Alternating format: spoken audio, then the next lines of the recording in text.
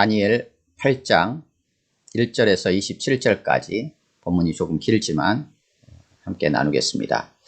지난주에는 7장 말씀을 통해서 바벨론 벨사살 왕 원년에 다니엘이 받은 환상과 관련된 내용이었습니다. 바다에서 나온 큰 짐승 넷은 세상에 일어날 네 왕들이었고, 넷째 나라에서 후에 일어나는 한 왕이 지극히 높으신 이의 성도들을 괴롭게 하지만 결국은 심판이 시작이 되면 그 권세를 빼앗기고 완전히 멸망할 것이다. 그리고 지극히 높으신 이의 성도들은 영원한 나라를 얻게 될 것이다 라는 환상의 내용을 주셨습니다. 오늘 본문은 이어지는 벨사살 왕 제3년에 다니엘에게 나타난 환상의 내용입니다. 환상 중에서 다니엘이 자신이 엘람 지방의 수산성에 있는 것을 보게 됩니다. 그리고 을레강변에서 그 환상을 보는 내용입니다. 제일 먼저 강가에 두 뿔 가진 순양을 보게 되죠. 그런데 두 뿔이 있는데 먼저 난 뿔보다 나중 난 뿔이 더 긴 그런 상황을 보게 됩니다. 그리고 그 순양이 서쪽과 북쪽과 남쪽으로 향해서 뻗어나가는 것들을 보게 되고 온 땅을 또 짓밟고 나가는 것을 확인하게 됩니다. 그 이후에 그것에 대해서 생각하고 있을 때 한 순염소가 서쪽에서부터 일어나 가지고 오는 것을 보게 됩니다. 거기에는 이마 사이에 현저한 뿔이 하나 있습니다. 그 현저한 뿔이 하나 있는데 발이 땅에 닿지 않을 정도로 온 땅을 두루 그냥 빠르게 점령해 가는 그런 모습을 보게 됩니다. 그리고 그 현저한 뿔 하나가 사라지고 거기에서 뿔 4개가 다시 나는 것을 확인하게 됩니다. 그 이후에 그 중에 한 뿔이 나중에 난 작은 뿔 하나에 의해서 다 꺾이고 그 한 뿔이 이제 행하는 악행들을 쭉 나열해 줍니다. 거기에서 성소도 더럽히게 되고 매일 드리는 제사도 폐하게 하고 또 군대의 주제도 대적하고 하는 여러 악행들을 이렇게 행하는 것들을 보게 됩니다. 그래서 다니엘이 환상에 나타난 바 이런 모든 것들을 생각하고 있을 때 그 안에서 이제 질문들이 오고 가게 됩니다. 그래서 매일 드리는 이런 번제, 또 망하게 하는 그런 죄악된 일들, 그리고 성소와 백성이 다 짓밟혀서 넘겨지는 이런 일들이 언제까지 있겠습니까? 라는 질문을 그 안에서들이 이제 하게 됩니다. 그래서 2300주야까지 그 일이 이르를 것이고, 그 다음에는 성소가 정결하게 될 것이다 라는 내용의 환상을 보게 됩니다. 이에 대한 이제 해석의 과정들이 그 다음에 이어지게 됩니다. 그래서 그 안에서 사람 같은 이가 등장을 해가지고 가브리엘을 향하여서 환상을 알게 합니다. 그래서 가브리엘이 가서 인자야 깨달아 알아라 하면서 환상의 내용들을 설명합니다. 그래서 순염소, 두 뿔 가진 순염소는 메대와 바사의 왕들이다 라고 정리해주고, 나중에 등장한 순염소는 헬라다 라고 안내를 해줍니다. 그리고 그 현저한 뿔 하나는 헬라의 첫 번째 큰 왕이다. 그리고 나중에 등장한 4개의 뿔은 그 헬라가 4나라로 나누일 것이다. 그리고 거기서 한 왕이 또 등장을 하게 될 텐데, 그 한 왕이 거룩한 백성을 멸하고 또 만왕의 왕을 대적하는 그러한 악행들을 범하게 될 것이다. 하지만 결국은 사람의 손으로 말미암지 않은 어떤 거에 의해서 깨지게 될 것이다 라는 해석을 해주게 됩니다. 그리고 이 환상은 확실하다, 너는 간직해라 라고 안내를 받습니다. 하지만 다니엘은 이 일로 인하여서 놀라고 지쳐서 알아누웠다가 간신히 일어난 상황들이 이제 오늘 본문에 기록되어 있습니다. 좀 길기는 하지만 함께 봉독하겠습니다. 제가 조금 빠르게 읽겠습니다. 시작. 나 다니엘에게 처음에 나타난 환상 후 벨사살 왕 제3년에 다시 한 환상이 나타나니라. 내가 환상을 보았는데 내가 그것을 볼 때에 내 몸은 엘람 지방 수산성에 있었고, 내가 환상을 보기는 을레강변에서이니라. 내가 눈을 들어본 즉 강가에 두 뿔 가진 순양이 섰는데 그 두 뿔이 다 길었으며 그 중 한 뿔은 다른 뿔보다 길었고 그 긴 것은 나중에 난 것이더라. 내가 본 즉 그 순양이 서쪽과 북쪽과 남쪽을 향하여 받으나 그것을 당할 짐승이 하나도 없고 그 손에서 구할 자가 없으므로 그것이 원하는 대로 행하고 강하여졌더라. 내가 생각할 때에 한 순념소가 서쪽에서부터 와서 온 지면에 두루 다니되 땅에 닿지 아니하며 그 염소의 두 눈 사이에는 현저한 뿔이 있더라. 그것이 두 뿔 가진 순양 곧 내가 본 바 강가에 섰던 양에게로 나아가되 분노한 힘으로 그것에게로 달려가더니 내가 본즉 그것이 순양에게로 가까이 나아가서는 더욱 성내어 그 순양을 쳐서 그 두 뿔을 꺾으나 순양에게는 그것을 대적할 힘이 없으므로 그것이 순양을 땅에 엎드러뜨리고 짓밟았으나 순양을 그 손에서 벗어나게 할 자가 없었더라. 순념소가 스스로 심히 강대하여 가더니 강성할 때에 그 큰 뿔이 꺾이고 그 대신에 현저한 뿔 넷이 하늘 사방을 향하여 났더라. 그중 한 뿔에서 또 작은 뿔 하나가 나서 남쪽과 동쪽과 또 영화로운 땅을 향하여 심히 커지더니 그것이 하늘 군대에 미칠 만큼 커져서 그 군대와 별들 중에 몇을 땅에 떨어뜨리고 그것들을 짓밟고 또 스스로 높아져서 군대의 주제를 대적하며 그에게 매일 드리는 제사를 없애버렸고 그의 성소를 헐었으며 그의 악으로 말미암아 백성이 매일 드리는 제사가 넘긴 바 되었고 그것이 또 진리를 땅에 던지며 자의로 행하여 형통하였더라. 내가 들은즉 한 거룩한 이가 말하더니 다른 거룩한 이가 그 말하는 이에게 묻되 환상에 나타난 바 매일 드리는 제사와 망하게 하는 죄악에 대한 일과 성소와 백성이 내준 바 되며 짓밟힐 일이 어느 때까지 이를꼬 하매 그가 내게 이르되 2300주야까지니 그때의 성소가 정결하게 되리라 하였느니라. 나 다니엘이 이 환상을 보고 그 뜻을 알고자 할 때 사람 모양 같은 것이 내 앞에 섰고 내가 들은즉 을레강 두 언덕 사이에서 사람의 목소리가 있어 외쳐 이르되 가브리엘아 이 환상을 이 사람에게 깨닫게 하라 하더니 그가 내가 선 곳으로 나왔는데 그가 나올 때 내가 두려워서 얼굴을 땅에 대고 엎드리매 그가 내게 이르되 인자야 깨달아 알라 이 환상은 정한 때 끝에 관한 것이니라.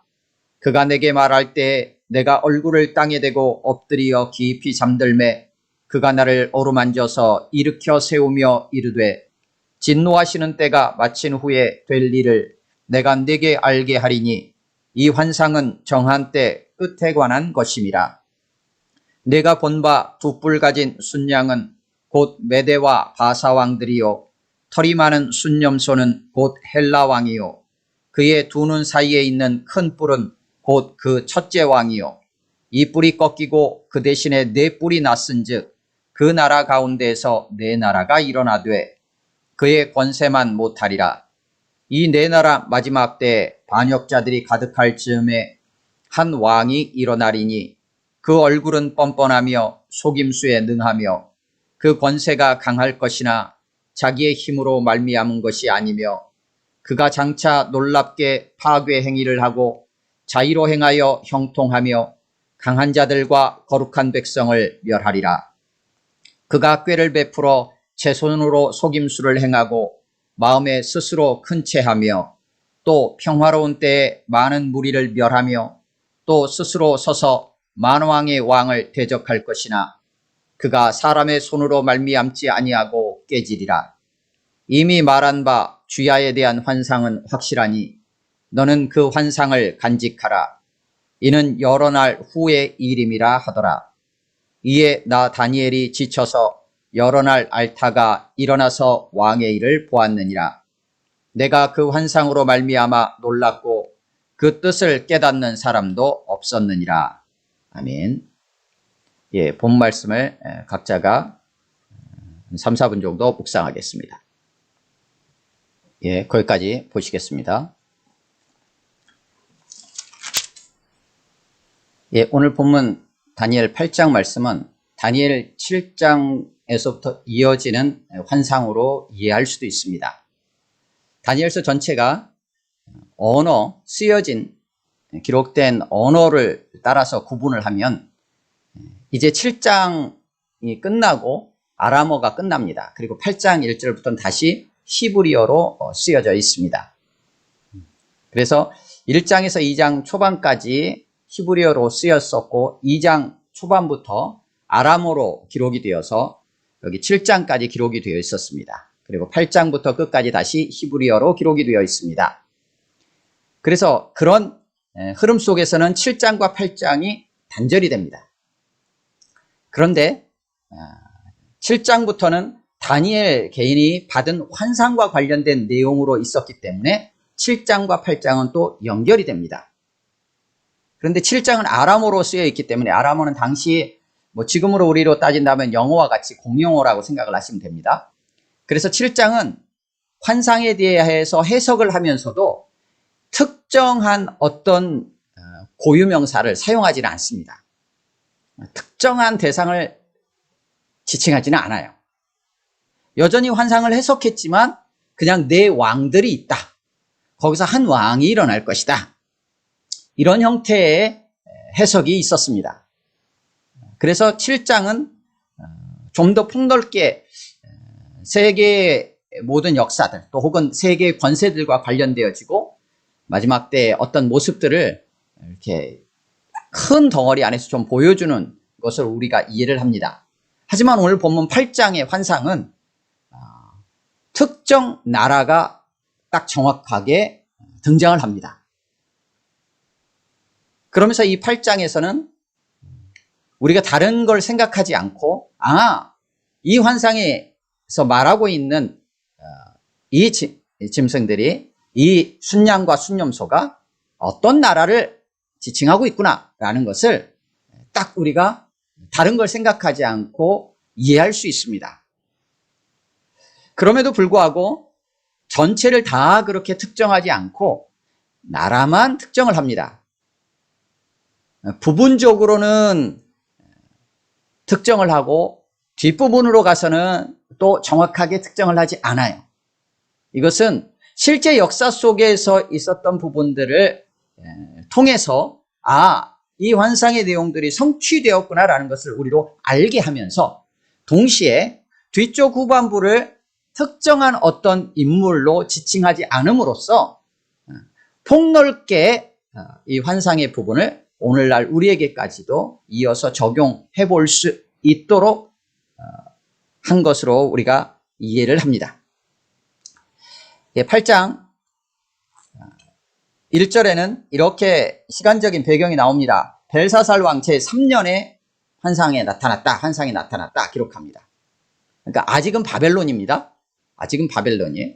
그리고 2절부터 환상의 내용이 14절까지 기록이 되어 있어요. 이 환상의 내용이. 그리고 나서 15절에서 18절까지 해석을 해주기까지 어떤 상황들이 좀 등장을 하고 19절부터 26절까지 환상에 대한 해석이 이어집니다. 그리고 27절에서 다니엘이 그 환상 이후에 다니엘의 상태를 묘사해주고 있습니다.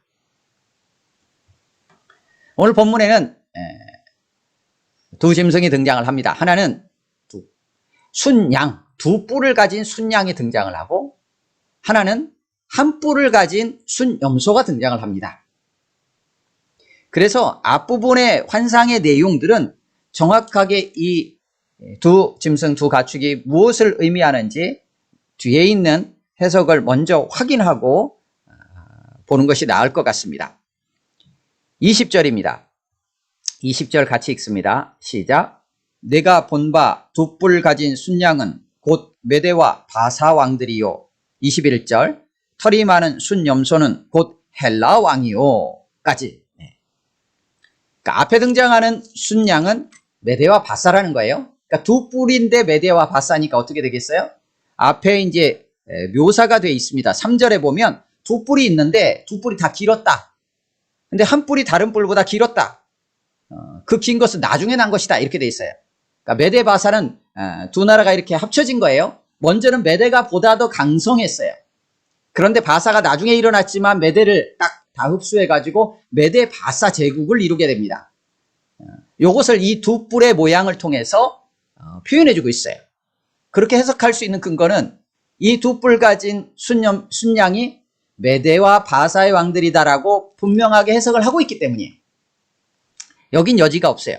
그렇기 때문에 3절, 4절에 나와 있는 두 뿔 가진 순양이 어떻게 제국을 이뤄가고 세력을 키워가는지에 대한 묘사는 실제 역사 속에서 메데바사, 페르시아 제국이 어떻게 그 세력을 펼쳐가며 당시의 패권을 장악을 했는지에 대한 부분과 사실상 일치합니다.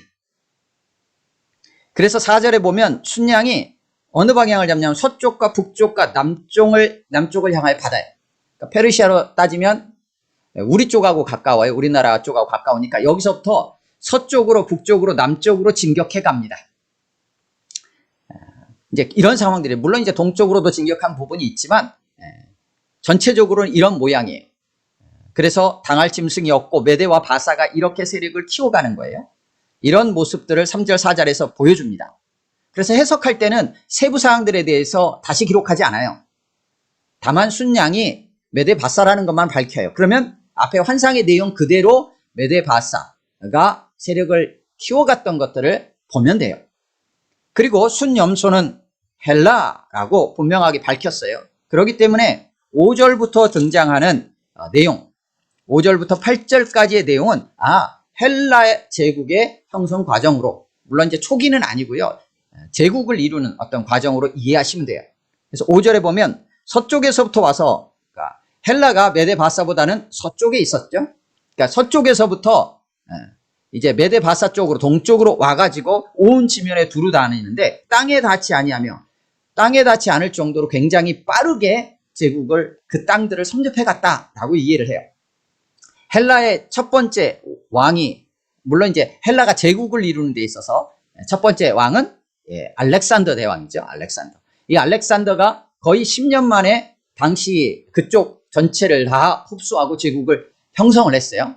그러니까 굉장히 빠르게 제국을 이루었죠. 그래서 성경에서는 그것을 땅에 닿지 아니하며 뭐 이런 형태로 표현을 해놨습니다.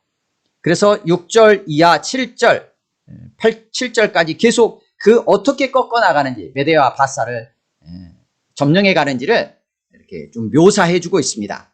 강력한 힘으로 메대 바사를 제압을 했다라는 내용을 기록해 주고 있습니다. 해석할 때는 이 부분들을 다시 설명하지 않아요. 그리고 8절에서 그 한 뿔, 큰 뿔이 꺾였다. 그리고 나서 거기에서 뿔 4개가 나왔다라고 했어요. 이것은 이제 뒤쪽에 22절에 해석이 되어 있죠. 큰 뿔, 첫 번째 왕 알렉산더가 죽은 이후에 다시 4개의 나라로 나뉘어집니다. 헬라가 4개로 나눠져요. 알렉산더 이후에. 일반적으로는 그렇게 1차적으로는 이해를 합니다. 그래서 헬라가 알렉산더 이후에 4개 나라로 이렇게 나누어지고 4개 나라로 나누어져 가지고 각 지역들을 다스리게 돼요. 그래서 조금 더 시리아 쪽 위쪽은 셀류코스 왕조가 좀 다스리고, 애굽 쪽으로는 톨레미 이름은 다양하게 불려요. 어쨌든 톨레미를 중심으로 해서 나라를 다스리죠. 이런 상태로 펼쳐져요. 그것들을 보여주고 있습니다. 그런데 이제 문제는 그 중에서 이제 한 왕이 다시 등장해요. 9절에 보면 작은 뿔 하나가 다시 납니다. 그래서 남쪽과 동쪽과 영화로운 땅, 여기 영화로운 땅은 성경에서 일반적으로 이스라엘 땅, 팔레스틴을 지칭하는 걸로 이해를 합니다. 그래서 남쪽과 동쪽과 영화로운 땅을 향하여 힘이 커집니다. 그래가지고 어떻게 그 한 작은 뿔이 영화로운 땅에서 악을 행하는가, 그 권세를 행사하는가, 권력을 행사하는가를 이제 10절, 11절, 12절에서 보여줍니다. 그래서 이 내용들은 간단하게 13절에서 이렇게 정리를 합니다. 13절 같이 읽습니다. 시작. 내가 들은즉 한 거룩한 이가 말하더니 다른 거룩한 이가 그 말하는 이에게 묻되 환상에 나타난 바 매일 드리는 제사와 망하게 하는 죄악에 대한 일과 성소와 백성이 내준 바 되며 짓밟힐 일이 어느 때까지 이를꼬 하매. 이건 다니엘이 묻고 하는 게 아니라 환상 속에 등장하는 거룩한 이 둘이 있는데 그 중에 하나가 이렇게 묻는 거예요. 묻는데 언제까지 이 일이 있겠습니까? 라고 물으면서 세 가지를 언급하고 있어요. 13절에서. 그게 첫 번째가 뭐냐면 매일 드리는 제사, 상번제. 그러니까 아침 저녁으로 드렸던 제사예요. 그리고 또 하나는 망하게 하는 죄악과 관련된 일, 그리고 또 하나는 성소와 백성이 짓밟혔다. 이렇게 정리를 하고 있어요. 이 일이 언제까지 있겠습니까? 라는 거예요. 다시 말하면 9절에서부터 시작돼서 12절까지의 내용은 결국은 하나님께 제사 드리는 것과 관련되고 또 그런 가운데서의 성소하고 관련된 부분이고, 또 하나는 그렇게 제사 드리는 하나님의 백성들과 관련된 문제라는 것을 알 수 있어요. 나중에 등장했던 작은 뿔 하나가 결국은 하나님의 백성들로 하여금 하나님께 제사 드리고 또 하나님께 대해서 행했던 성소, 하나님을 제사 드렸던 그 성소하고 관련된 부분들에 있어서 어떤 악을 행하며 만행을 저지르고 있었던가 라고 정리를 하고 있는 거예요. 하나님을 예배하지 못하게 하고 하나님과 함께 하시는 성소를 더럽히고 그리고 하나님을 대적하는 일을 그 작은 뿔이 했다라는 거죠. 그럼 반대로 말하면 그 일을 겪어야 되는 이스라엘 백성들, 거룩한 백성들의 입장에서는 이것이 환난이고 고난이고 그들 가운데서는 굉장한 어려움이고 핍박인 거죠. 이것이 언제까지 이르겠습니까? 라는 질문을 하고 있는 거예요. 다니엘이 하는 게 아니라 환상 속의 거룩한 이들이 서로 대화하는 거예요. 그에 대해서 14절에서 이렇게 대답을 합니다. 14절 같이 읽습니다. 시작. 그가 내게 이르되 2300주야까지니 그때 성소가 정결하게 되리라 하였느니라. 네. 2300주야, 이에 대해서는 해석이 조금 나누어지긴 해요. 여하튼 간에 이 부분은 결국은 정해진 기한이 있다라는 거예요. 지금까지도 계속 그랬던 것처럼 세상에 아무리 강력한 나라가, 왕이, 권세가 등장을 해서 거룩한 하나님의 백성들을 짓밟고 하나님을 예배하지 못하게 하고 하나님을 대적한다 할지라도 그들의 권세는 극히 제한적이다. 극히 한시적이다. 정해진 기간이 있다라는 얘기를 오늘 환상의 내용에서도 여전히 동일하게 하고 있습니다. 그러면 그때 어떤 일이 일어나느냐? 한마디로 그냥 이렇게 정리했어요. 성소가 정결하게 되리라. 이 성소가 정결하게 되는 일을 통해서 나타나는 것은 두 가지입니다. 거룩한 백성의 입장에서는 하나님을 예배할 수 있게 된 거예요. 하나님께 제사 드릴 수 있었던 거죠. 이들 매일 드리는 제사를 드리게 된 거예요. 회복할 수 있는 거죠. 또 하나님의 관점에서 보면 하나님을 대적하지 않고 하나님이 경배를 받으시는 상황이 회복된 거죠. 그것을 성소가 정결하게 되리라 라는 한마디를 통하여서 표현해 주고 있습니다. 이런 환상을 다니엘이 지금 본 거예요. 15절에서 다니엘이 환상을 보고 그 뜻을 알고자 할 때에 사람 모양 같은 것이 등장을 합니다. 여기도 또 사람 모양 같은 것이에요. 7장에서도 인자 같으니 라고 등장을 했었는데 여기도 사람 모양 같은 것이 등장을 해가지고 누구에게 얘기를 하냐면 가브리엘 천사에게 얘기를 해요. 그래서 16절에 가브리엘아 이 환상을 이 사람에게 깨닫게 하라.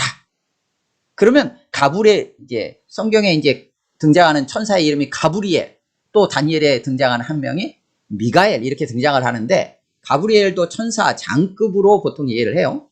가브리엘을 향하여서 사람 같으니, 사람은 아니에요. 사람 같으니. 그래서 보통은 이 부분을 하나님과 연결시켜서 이해를 하게 됩니다. 그래서 가브리엘아 이 환상을 이 사람에게 깨닫게 하라.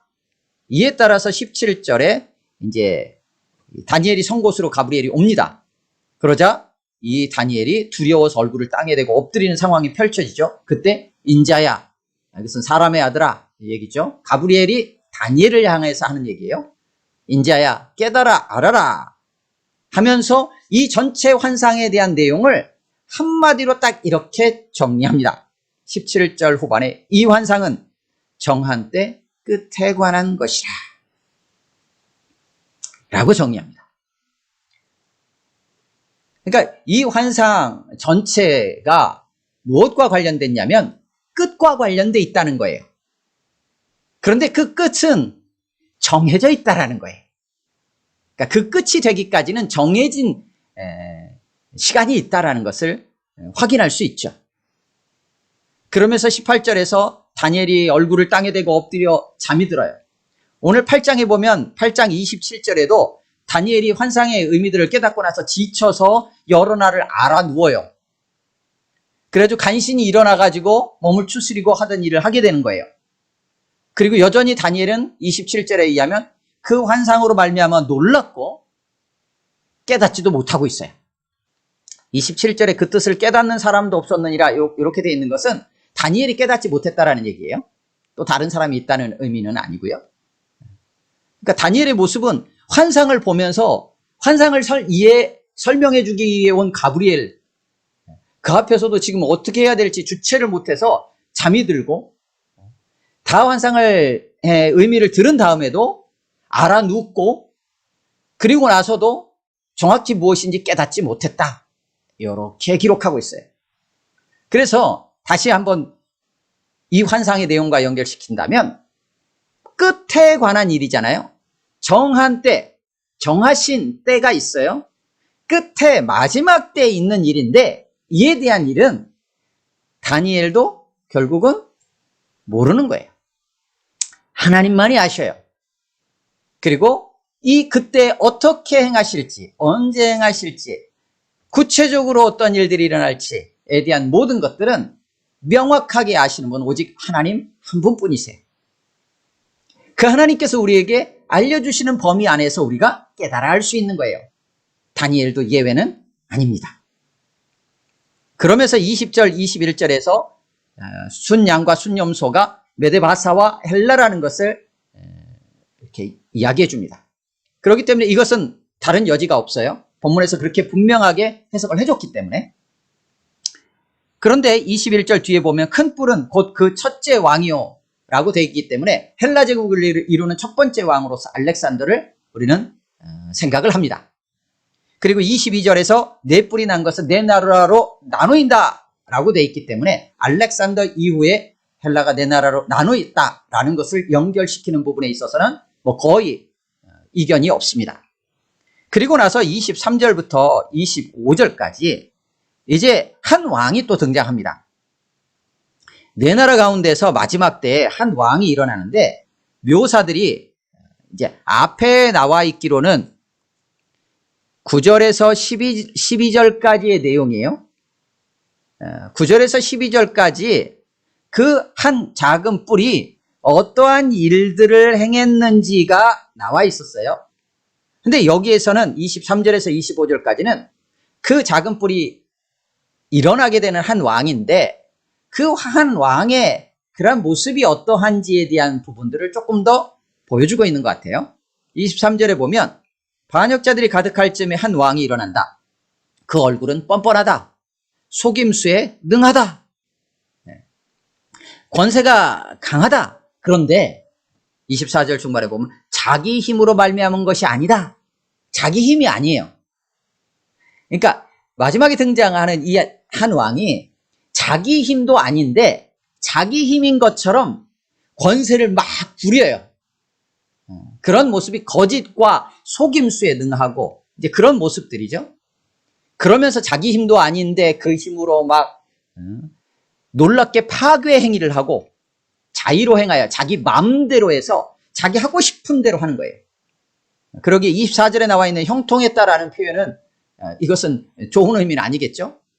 자기 마음대로 해가지고 자기 뜻대로 했다는 얘기예요. 강한 자들과 거룩한 백성을 멸하리라. 결국은 거룩한 백성을 멸하는 일을 이 한 왕이 한다는 거예요. 뿐만 아니라 25절에서는 또 꾀를 베풀어 제 손으로 속임수를 행하고 마음에 스스로 큰 체하며, 그러니까 실제로는 그렇지 않은데 그렇게 허세를 부리는 거죠. 그리고는 평화로운 때에 많은 무리를 멸하며 스스로 서서 어떻게 하느냐, 결국은 만왕의 왕을 대적하기까지 합니다. 이게 마지막에 일어나는 한 왕의 모습과 그가 하는 악이에요. 악행이. 거짓된 권세를 가지고 거룩한 백성을 멸하고 만왕의 왕을 대적하는 일을 이 마지막 왕이 행하고 있어요. 근데 결국은 어떻게 되느냐? 사람의 손으로 말미암지 아니하고 깨지리라. 결국은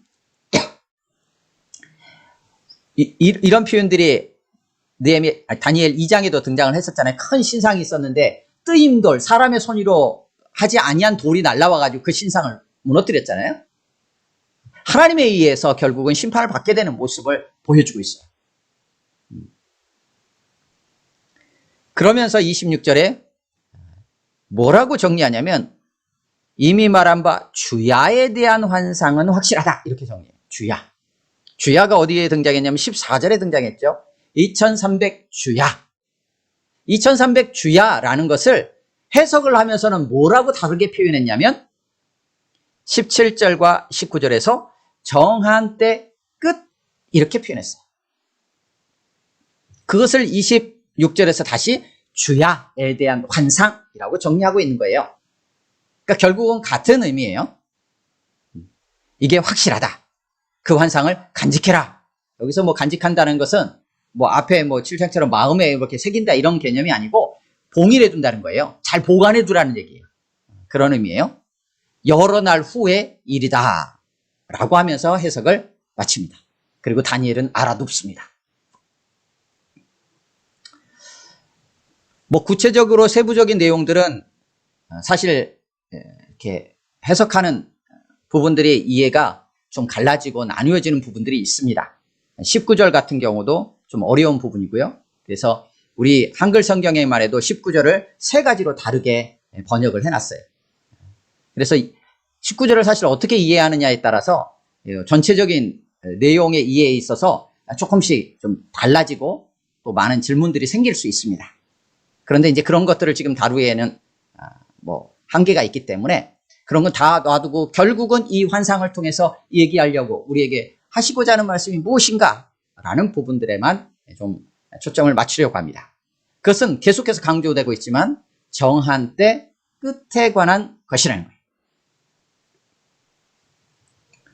그래서 메데바사 이후에 헬라가 일어나고 헬라의 첫 번째 왕을 통하여서 헬라가 제국을 형성한 이후에 그의 사후에 네 나라로 나누어지게 될 것이다. 그런데 네 나라로 나누어진 이후에 또 한 왕이 일어나게 된다. 그런데 그 한 왕이 거룩한 백성을 멸하고 하나님을 대적하게 될 것이다. 그것이 하나님의 백성에게는 핍박이고 환난이고 고난이 될 것이다. 하지만 결국은 그것도 정한 시한이 있을 것이다. 그래서 하나님의 심판을 받게 될 거다. 라는 흐름이에요. 일반적으로 역사적으로는 그 일어나는 한 왕을 셀류코스 왕조, 그러니까 헬라의 네 나라로 나누었는데 그 중에 하나인 셀류코스 왕조의 안티오쿠스 4세로 이해를 합니다.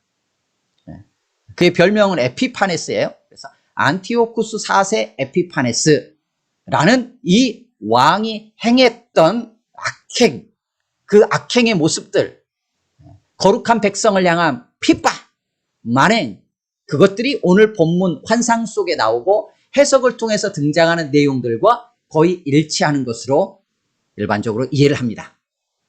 물론 기간에 있어서 2300 주야에 대한 해석의 차이로 인해서 기간은 좀 차이가 있지만 대체로는 기원전 167년 부터 해서 164년까지로 이제 이해를 하기도 합니다. 그랬을 때 167년에 기원전 167년에 안티오쿠스 4세 에피파네스가 성전을 모독하는 일이 벌어지죠. 그 안에서 돼지를 제물로 삼아 제우스 신에게 경배하고 제사를 드리는 사건이 벌어집니다. 이 일로 인해서 뒤집어지죠. 그리고 하나님 예배하지 못하게 하고 그러면서 유다의 마카비 형제가 등장을 하고 그들을 통하여서 다시금 성전을 회복하는 사건이 기원전 164년에 있게 됩니다. 그래서 다시금 성소를 정결하게 한 그 때를 수전절이라고 해가지고 지키게 됩니다. 뭐 원래 표현, 이들의 표현은 지금도 그냥 한우카 축제 이렇게 표현을 하기도 하죠. 그것을 이제 굳이 번역하면 그래요. 그래서 성전을 깨끗하게 다시 하고 성전을 정화한 그런 사건이 기원전 164년에 있게 됩니다. 이 기간을 1차적으로는 실제 역사 속에서 연결시켜서 이해를 합니다. 그런데 오늘 환상에서는 그 사람이라고 특정을 하지 않고 있어요.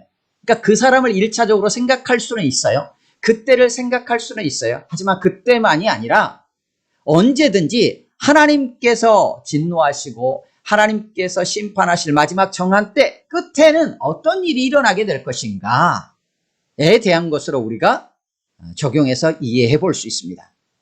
그때는 진짜 권세는 없는데 허세를 부리는 세상의 권세가 거룩한 하나님의 백성들을 핍박하고 하나님을 대적하며 하나님을 섬기지 못하게 하는 일이 일어날 것이다 라는 거죠. 하지만 그것은 정해진 기한이 있고 반드시 끝이 있을 거라는 것을 우리에게 말씀해 주고 있어요. 그런데 오늘 환상에는 7장에서도 뭐 비슷하지만 이런 핍박을 받을 거야, 이런 일이 있을 거야, 그리고 25절 뒤에도 보면 결국은 깨지고 심판을 받을 거야 라는 내용은 있는데, 보다 직접적으로 그러니까 이런 핍박이 있고 이런 환난이 있을 때 너희는 어떻게 해라 라는 형태의 권면, 직접적인 권면은 본문에 나와 있지 않습니다. 그냥 우리가 읽으면서 그러니까 잘 견뎌야지 라는 생각 정도는 할 수 있어요. 이런 게 있구나 라는 것들을 대비하게끔 하는 부분들은 있어요. 하지만 직접적인 권면은 나오지 않아요. 27절에 다니엘도 알아 누웠다가 그냥 일어나가지고 자기 일을 하고 그게 뭔지도 깨닫지 못하는 걸로 그냥 끝나버려요. 그러기 때문에 오늘 8장을 본문에 기록된 내용 그대로 그냥 이해한다면 뭘 얘기하고 있는가라는 거예요. 그것은 우리에게 뭔가를 말씀하시는 것 이전에, 우리에게 어떻게 하라고 하시기 이전에 정한 때 끝에 이런 일이 있을 거야 라는 얘기를 먼저 우리에게 해주는 것처럼 보입니다. 그것은 14절 환상 속에서는 이렇게 정리해요. 성소가 정결하게 되리라. 하나님을 예배하는 일이 회복될 거라는 거예요. 그 얘기를 하고 있는 거예요. 성소가 정결하게 되는 일이 있을 거라는 거예요. 그때, 마지막 때. 그리고 뒤쪽 부분에서 나오는 25절에 보면 그가 사람의 손으로 말미암지 아니하고 깨지리라. 세상의 권세, 악이 심판을 받게 될 거다라는 얘기를 하고 있어요. 마지막 때에 일어나는 일, 어떤 일이냐? 성소가 정결하게 되어 하나님의 백성들이 하나님을 온전히 예배할 수 있게 되는 때, 그 마지막 때에는 결국은 악을 행한 세상의 권세와 악이 심판을 받게 되는 때라는 얘기를 하고 있어요. 그럼 우리하고는 무슨 관계가 있죠? 여기에는 우리가 어떻게 된다는 얘기는 없잖아요. 거룩한 백성이 어떻게 된다는 얘기는 없어요. 그럼 결국은 뭐예요? 이게 거룩한 백성의 구원과 연결된다고 이해할 수 있어요. 거룩한 백성의 구원은 뭐냐? 성소가 정결하게 되는 일 통해서 일어나요. 거룩한 백성의 구원은 어떻게 일어나느냐? 악이 심판을 받음으로 찾아오게 돼요. 이것을 거꾸로 지금 8장의 환상을 통해서 우리에게 보여주고 있는 것 같아요. 그러면 성소가 정결하게 되고 악이 심판을 받는, 멸망하게 되는 일이 언제 일어났습니까? 물론 당시 기원전 164년에 안티오코스 에피파네스의 그러한 만행을 저지하면서 유다 마카비 형제를 통하여서 새롭게 성소를 정결하게 하는 일들이 있었겠죠. 그건 겉으로 보이는 거고요. 언제요? 성소가 정결하게 되는 일은 진정한 죄의 문제가 해결되어야 가능한 일이에요. 그 성소에는 하나님이 임재하고 계시잖아요. 거룩한 백성이 하나님과 만날 수 있는 일이 일어나야 돼요. 그러니까 성소가 깨끗하게 되는 게 도대체 거룩한 백성하고 무슨 상관이 있어요? 그 성소가 깨끗하게 됐다는 얘기는 결국 거룩한 백성이 하나님 앞에 나아가 예배할 수 있게 되었다는 얘기예요. 이 얘기는 죄의 문제가 해결되었다는 얘기예요. 언제? 예수 그리스도의 십자가와 부활을 통해서 우리의 죄의 문제가 해결됨으로 말미암아 진정한 의미에서의 성소가 정결하게 되었어요. 그러면 성소가 정결하게 되는 이때는 어떻게 된 겁니까? 예수 그리스도의 십자가와 부활을 통해서, 십자가를 통해서 성취가 된 거예요. 그러면 마지막 때는 정한 때 끝에 관한 것이라고 했는데 정한 때 끝이 어떻게 됐다는 얘기예요? 성취되었다는 얘기죠. 성취되었다는 얘기. 그럼 두 번째 해석에 나와 있는 25절 뒷부분을 위한다면 악이 어떻게 돼요? 깨졌어요. 가장 강력한 권세가 깨졌어요. 창세기 3장 15절에서는 이미 아담의 범죄 이후에 말씀해 주셨잖아요. 뱀이 네 발꿈치를 물 것이지만 너는 그의 머리를 밟을 것이라고 했잖아요. 예수님께서 십자가에 죽으시고 다시 사심으로 말미암아 사단의 머리를 밟아버리셨어요. 그러니까 이미 게임은 끝난 거예요. 이미 승리하셨어요. 사단은 이미 심판을 받은 거예요. 그런데 아직도 그 권세가 있는 것처럼 자기 권세인 양 휘두르고 있어요. 여기도 작은 뿔이 자기 힘인 것처럼 막 권세를 허세를 부리고 다니는 것처럼 이미 사단은 예수 그리스도의 십자가 부활로 말미암아 그 머리가 밟혔는데 아직도 자기가 자기 권세인 것처럼 행사하고 마음대로 막 만행을 저지르고 하나님의 백성들을 핍박하고 그런 상황들이 여전히 있어요. 그러면 25절의 하반절의 상황도 예수 그리스도의 십자가 부활로 성취되었어요. 그럼 정한 때 끝의 상황이 성취되었어요. 다만 완성이 되지 않은 거예요. 언제 완성이 될까요? 주님 다시 오실 때. 그러면 예수님의 십자가 부활 시점부터 주님 다시 오실 때가 결국은 마지막 종말의 때라고 하는 마지막 때의 기간이에요. 우리는 그 기간을 살아가고 있어요. 그렇기에 예수님의 십자가 부활로 말미암아 우리는 우리의 죄의 문제를 해결받고 이제 지성소에 있었던 성소와 지성소를 막아놓고 있었던 휘장이 찢어지고 우리가 담대히 하나님 앞에 나아가 예배할 수 있게 되었죠. 그러니까 성취되었어요. 우리는 그 시대를 살아가고 있는 거예요. 예수 그리스도로 말미암아 하나님의 나라가 우리 안에 임했어요.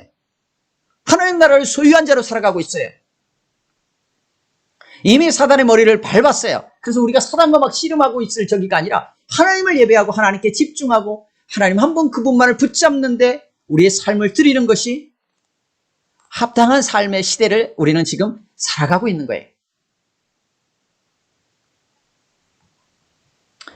말씀을 정리하겠습니다.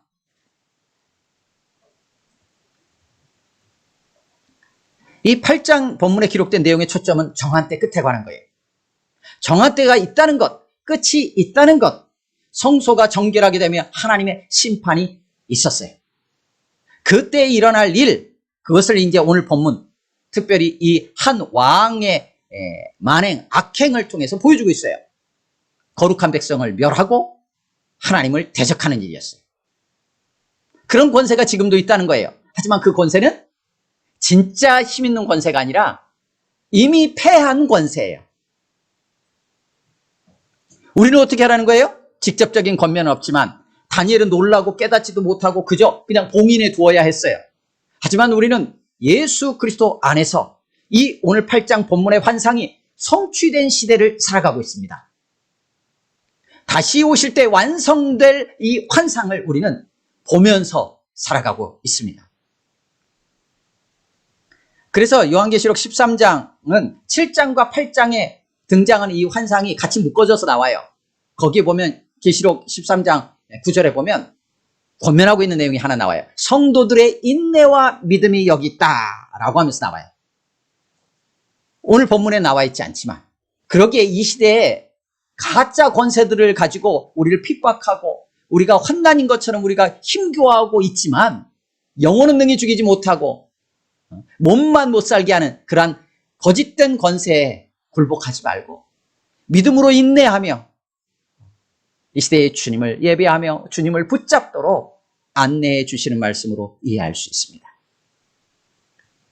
예수 그리스도 안에서 이 환상을 성취해 주심에 감사하고 예수 그리스도의 십자가 부활로 이미 하나님의 나라를 얻고 주님의 몸된 교회로 하나님 백성으로 살아갈 수 있게 하신 그 은혜에 감사하며 끝까지 믿음의 경주를 다해가는 우리 모두가 될 수 있기를 주님의 이름으로 축원합니다. 아멘. 함께 기도하겠습니다. 주신 말씀을 또 기억하면서요. 이 시대 우리 주변에 거짓 권세들이 무엇이 있는지를 또 보면서 우리 각자가 느끼는 그런 환난, 고난, 어려움들 무엇인지 생각하면서 그것이 얼마나 속임수인지 우리가 다시 한번 확인하고 오직 예수 그리스도 안에서 이미 성취된 그런 놀라운 하나님의 나라에 감사하면서 그 주님을 끝까지 믿음으로 붙잡고 나아갈 수 있도록 기도하시고, 여러분의 가정 안에도 또 우리 주님의 몸된 교회 안에도 그런 은혜가 충만케 하옵소서. 우리 잠시 1, 2분 정도 같이 기도하겠습니다.